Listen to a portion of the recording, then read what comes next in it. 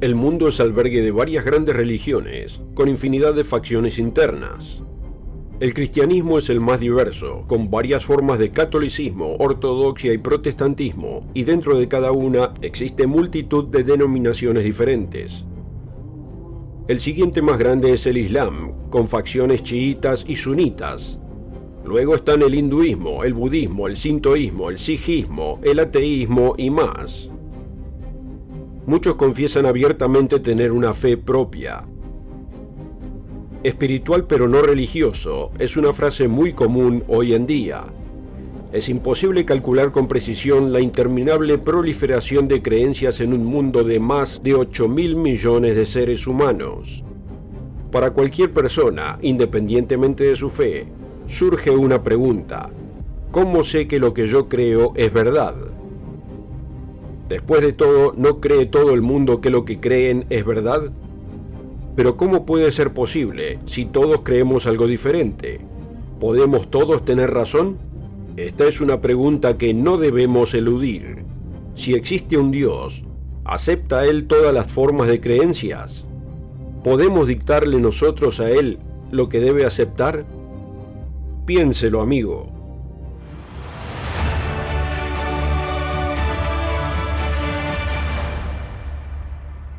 Una cálida bienvenida a todos desde el mundo de mañana, donde hoy le hago y respondo la pregunta: ¿cómo puede saber que lo que usted cree sobre Dios es cierto? Piénselo, amigo. ¿Desea usted llegar al final de su vida solo para descubrir que estaba equivocado sobre el propósito mismo de su existencia? Aunque ese debe ser el caso de la inmensa mayoría de los que han vivido. ¿A qué otra conclusión podemos llegar al observar las ideas diversas y contradictorias de todas las religiones, grandes, pequeñas e inciertas, que existen? Algunos dicen que todos los caminos llevan al cielo, pero ¿alguna vez ha aplicado esa lógica a Detroit, Londres o Pekín? Y piense, no todas las religiones están de acuerdo en cuál es el destino final, ni en qué hay que hacer para llegar ahí. La lógica pura nos dice que esto es un disparate. Así que, ¿qué le hace pensar que usted tiene la respuesta? Yo me he hecho la misma pregunta, y francamente me maravilla lo fácil que es averiguarlo. Aunque hay dos obstáculos que superar de entrada. Número 1, estar dispuesto a afrontar la pregunta con sinceridad. Y número 2, ¿por dónde empiezo para encontrar la respuesta? Seamos honestos. A nadie nos gusta admitir que nos equivocamos. Los cristianos creen que la verdad está en el cristianismo, pero tanto católicos como protestantes creen que su fe es la correcta. Los musulmanes creen que el Islam es la verdad. Los hindúes creen que es el hinduismo, y los ateos rechazan la idea de un Dios.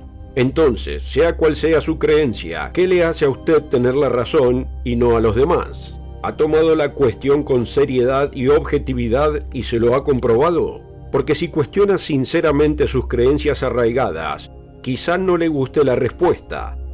Y si no le gusta, ¿cuáles son las implicancias? ¿Qué hará al respecto? ¿Admitirá su error? ¿Hará cambios dificultosos? Si está dispuesto a cuestionar sus creencias arraigadas, ¿dónde encuentra la respuesta? En el resto del programa le daré 3 claves para encontrar la respuesta a esta pregunta crucial. Clave número 1. Compruebe por sí mismo si Dios existe. Creer es una cosa, probarse su creencia es algo totalmente distinto. Si no existe un creador todopoderoso y omnisciente, no hay necesidad de seguir. Cada uno debe decidir por sí mismo qué es correcto e incorrecto y qué significado temporal tiene la vida. Sin embargo, si la preponderancia de la evidencia exige un creador inteligente, entonces nos corresponde intentar conocerlo y saber qué espera de nosotros. Los ateos creen tener la respuesta en la evolución, pero ¿han realmente cuestionado esa teoría? La evidencia de un creador nos rodea. ¿Por qué la luna es un 400avo del sol, pero está a la distancia exacta para permitir un eclipse solar total? Vaya coincidencia. ¿Por qué el 70% de este planeta está cubierto de agua, lo cual trae multitud de beneficios, algunos obvios, otros no tanto, y algunos de los cuales aún estamos descubriendo. ¿Por qué el agua es la única sustancia que existe en la Tierra en líquido, sólido y gas? ¿Y por qué el agua congelada desafía la norma al expandirse en vez de contraerse, haciendo que el hielo flote en vez de hundirse? Al ver la perfección que abunda en criaturas grandes y pequeñas, reconocemos diseño, función y belleza. ¿Acaso, como se afirma, los hipopótamos mamíferos vegetarianos y los cocodrilos ovíparos carnívoros evolucionaron de un ancestro común hace 55 millones de años? ¿Por qué estos ancestros comunes, tan vitales para la teoría evolutiva, solo existen en la imaginación de los artistas y no en el registro fósil? Luego está el tema de la microbiología y las proteínas, componentes básicos de la vida. ¿Cómo evolucionó el ADN, el código más sofisticado conocido por el hombre? Steve Jobs usó manos inteligentes para escribir códigos, pero ningún programador puede igualar lo sofisticado, preciso y conciso del ADN. ¿Y cómo pudo ocurrir la evolución cuando el ADN necesita proteínas, pero éstas no existen sin el ADN? ¿Cuál surgió primero y cómo sobrevivió una mientras esperaba la evolución de la otra? En las células vivas, las proteínas son ensambladas por pequeñas máquinas que a su vez están hechas de proteínas. ¿Qué surgió primero? ¿La cadena de montaje o las proteínas que forman la cadena de montaje? Matemáticamente es imposible, como admiten los evolucionistas, que la vida surja espontáneamente de la materia inerte. La probabilidad de que ocurra es abrumadora. Se estima que el número de átomos en el universo conocido es de 10 a la potencia de 78 a 82. Eso es un 1 seguido de 78 a 82 ceros.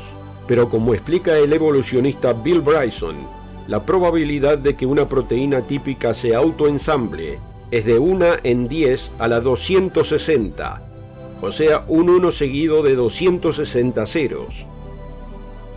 Ahora, amigo, ¿entiende lo que significa esto? Cada vez que añade un cero, se multiplica el número por 10.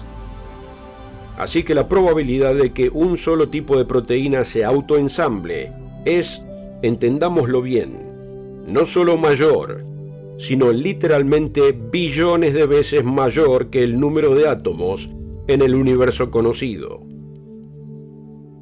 Con razón, Bryson admite: según toda ley de probabilidad, las proteínas no deberían existir.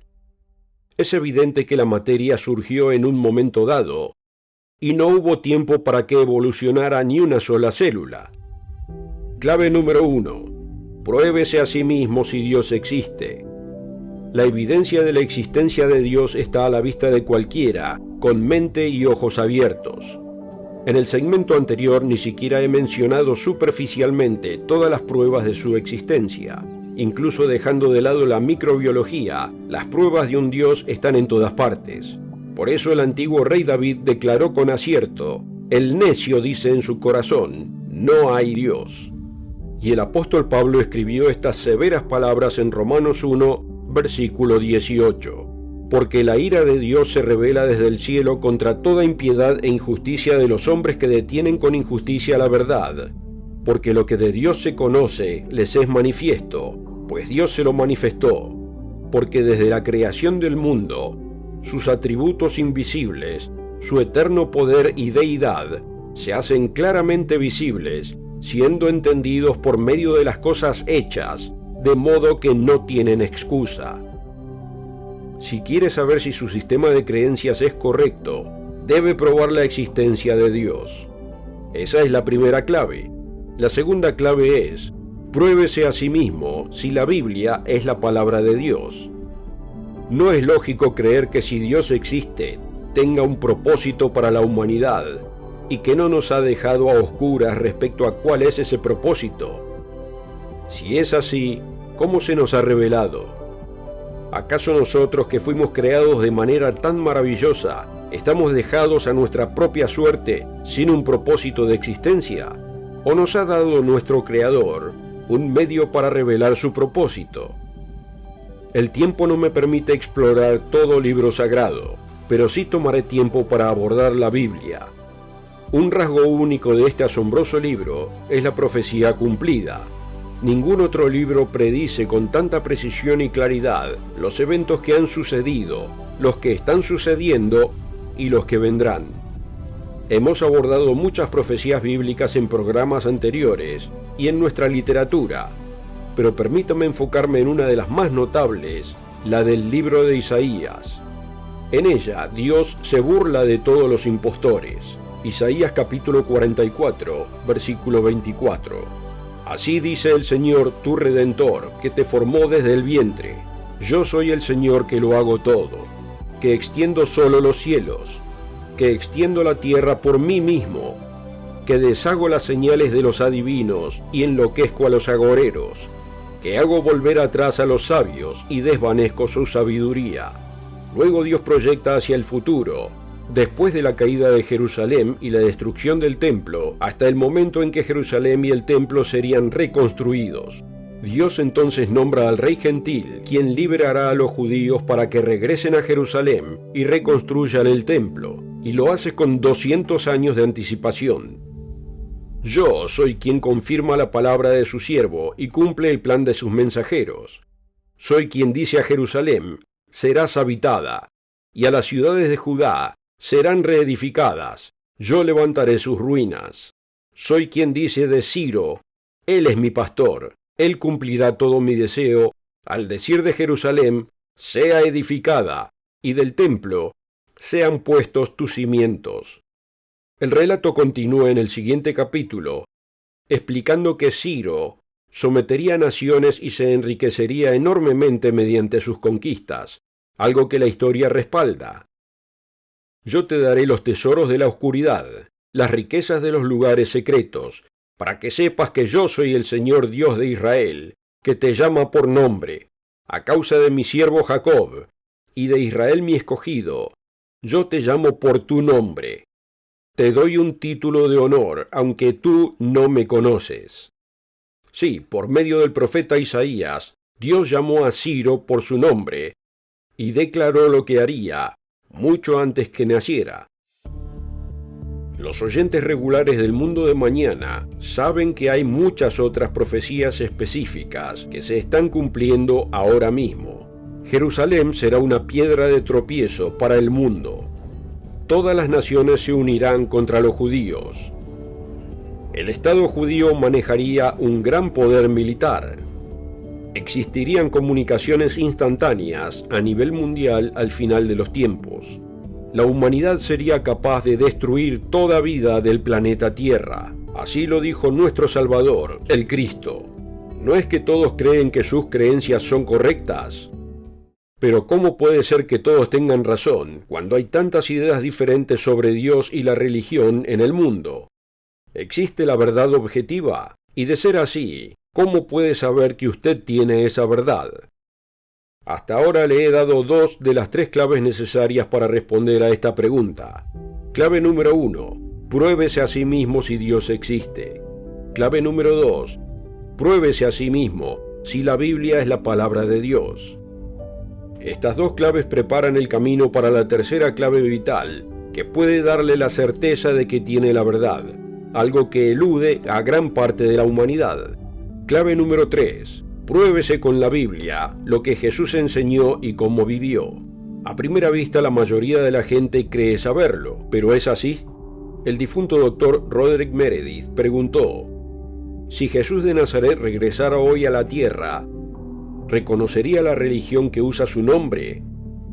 ¿Se sorprendería al descubrir que sus supuestos seguidores creen doctrinas totalmente contrarias a las que él enseñó? Observan días de culto y costumbres diferentes. Y lo más importante, tienen un concepto totalmente distinto de Dios y de su propósito que el de Jesús y los apóstoles originales. Al comparar el cristianismo moderno, vemos una religión que en muchos aspectos difiere de la de Jesús, sus apóstoles y la Iglesia de Dios primitiva. No es extraño que Jesús presentara el cristianismo falso como su primera señal de los tiempos del fin. Mateo 24, versículos 4 y 5. Respondiendo Jesús les dijo: Mirad que nadie os engañe, porque vendrán muchos en mi nombre, o sea, diciendo que lo representan, diciendo yo soy el Cristo, o sea, admitiendo que es el Cristo, y a muchos engañarán. Jesús desafió a la gente incluso en su época. Lucas 6:46. ¿Por qué me llamáis Señor, Señor, y no hacéis lo que yo digo? Sí, la gente llama a Jesús Señor o Maestro, pero ¿realmente hacen lo que Él enseñó? ¿O razonan esquivando enunciados claros, como este del Sermón del Monte, en Mateo 5, versículos 17 y 18? No penséis que he venido para abrogar la ley o los profetas. No he venido para abrogar, sino para cumplir. Porque de cierto os digo que hasta que pasen el cielo y la tierra, ni una jota ni una tilde pasará de la ley, hasta que todo se haya cumplido. Dado que el tiempo es limitado, permítame plantear algunas preguntas serias para los serios estudiantes bíblicos. ¿Por qué quienes dicen ser cristianos no observan el mismo sábado que Jesús y sus apóstoles? Está registrado 3 veces que Jesús es el Señor del sábado. Entonces, ¿por qué la gente llama al domingo el día del Señor, cuando la Biblia nunca lo hace? ¿Por qué se celebra el nacimiento de Cristo en el día del dios Sol Mitra? ¿Por qué se asocia el nombre de Ishtar, diosa pagana de la fertilidad, a una festividad cristiana tan sagrada?